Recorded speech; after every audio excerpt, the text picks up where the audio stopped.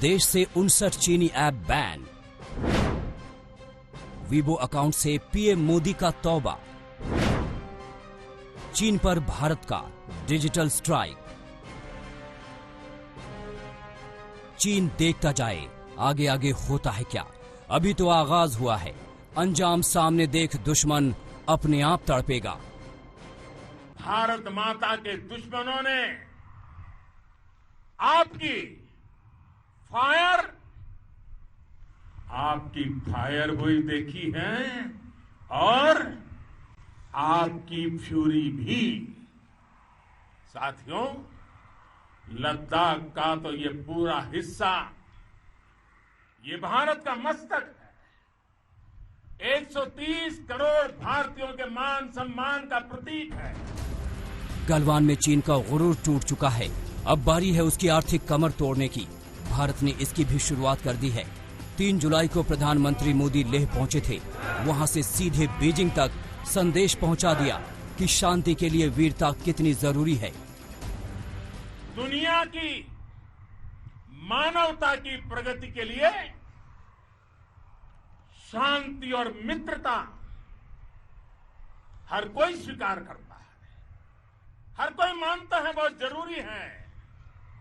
लेकिन हम ये भी जानते हैं कि शांति निर्बल कभी नहीं ला सकता। कमजोर शांति की पहल नहीं कर सकता। वीरता ही शांति की पूर्व शर्त होती है। हिंदुस्तान के वीर जवानों का साहस बढ़ाने के साथ ही पीएम मोदी दिल्ली लौटे। फिर बिना देर किए अपनी उस सोच को अमली जामा पहनाने की ओर एक कदम बढ़ा दिया जो चीन के लिए ताबूत की एक कील साबित होगी।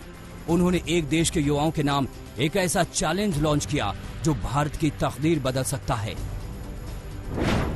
ये चैलेंज है आत्मनिर्भर भारत ऐप इनोवेशन। 59 चीनी ऐप के बैन किए जाने के बाद भारत का ये बहुत बड़ा कदम है। तनिक भी देर किए बिना प्रधानमंत्री ने इस चैलेंज को लॉन्च किया। इसका मूल मंत्र है make in India for India and the world. उसे लॉन्च करते हुए पीएम मोदी ने ट्वीट किया कि आज के समय में तकनीकी और स्टार्टअप समुदाय के बीच में सर्वश्रेष्ठ made in India mobile app बनाने का उत्साह है। उन्हीं के आइडिया और प्रोडक्ट को सुविधा देने के लिए इलेक्ट्रॉनिक्स और सूचना प्रौद्योगिकी मंत्रालय और नीति आयोग के अटल इनोवेशन मिशन आत्मनिर्भर Bharat app innovation challenge launch कर रहे हैं। माननीय प्रधानमंत्री जी से हमारी सादर अनुनय है कि कृपया। वैसे तो 2015 में ही प्रधानमंत्री ने देश को डिजिटल करने की मुहिम शुरू कर दी थी। उसी साल डिजिटल इंडिया प्रोग्राम लॉन्च हुआ था। तब पीएम मोदी ने कहा था कि अपने यहाँ गूगल जैसी कंपनी क्यों नहीं बन सकती। आज आत्मनिर्भर भारत ऐप इनोवेशन चैलेंज के जरिए पीएम ने जो सपना देखा है, डिजिटल इंडिया प्रोग्राम उसकी बुनियाद थी। मैं देश के नौजवानों को भी चुनौती देता हूं। अगर आईटी प्रोफेशनल्स हमारे दुनिया की आईटी कंपनियों में ढेर सारी मात्रा में भारतीय मूल के लोग नजर आते हैं, लेकिन क्या कारण है कि गूगल का इनोवेशन हमारे यहां नहीं होता है? क्या कारण है कि इनोवेशन बाहर होते हैं?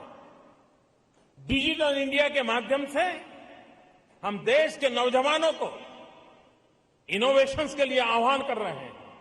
कहां आइए, इस चुनौती को स्वीकार करिए। और भारत जैसे देश को सबसे पहली आवश्यकता है, जैसे मेक इन इंडिया का महत्व है, वैसे ही डिजाइन इन इंडिया भी उतना ही महत्वपूर्ण है।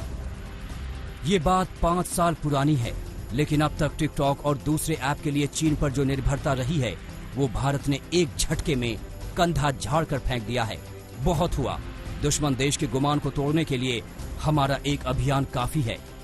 प्रधानमंत्री मोदी ने अपने इस चैलेंज के जरिए एक तीर से 2 निशाना साधा है।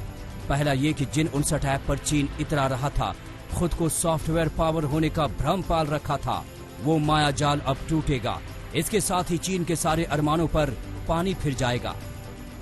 देखिए, जितने इंडिया के ऐप्स हैं ना, वो बहुत ही हाई क्वालिटी हैं और मेरे को पक्का विश्वास है कि अगले कुछ हफ्ते और महीनों में जितने भी ये वैक्यूम क्रिएट हो रहा है, इंडियन एंटरप्रेन्योर्स आएंगे और बहुत ही बढ़िया ऐप्स बनाएंगे और वो ऐप्स बने हुए हैं काफ़ी सारे तो ऑलरेडी, और जो नहीं बने वो बन जाएंगे, और इस देश के नागरिक को जो सर्विस उन ऐप्स के थ्रू मिल रही थी वो अब भारतीय ऐप्स के थ्रू दी जाएगी। आत्मनिर्भर भारत ऐप इनोवेशन चैलेंज के तहत 8 कैटेगरी में ऐप बनाने का चैलेंज है। इसके तहत social networking, e learning, entertainment, news, games जैसी कैटेगरी शामिल हैं। यानी चीन अपनी कंपनियों के जिन ऐप के सहारे इतराता था, अब वो बातें इतिहास होने वाली हैं। राम किंकर सिंह के साथ आशुतोष मिश्रा, दिल्ली आज तक। नमस्कार, मैं हूं अंजना ओम कश्यप। हमें उम्मीद है ये वीडियो आपको पसंद आया होगा। लेटेस्ट खबरों के लिए यूं ही देखते रहिए आज तक, और इस वीडियो के पसंद आने पर लाइक, शेयर एंड सब्सक्राइब करना ना भूलें।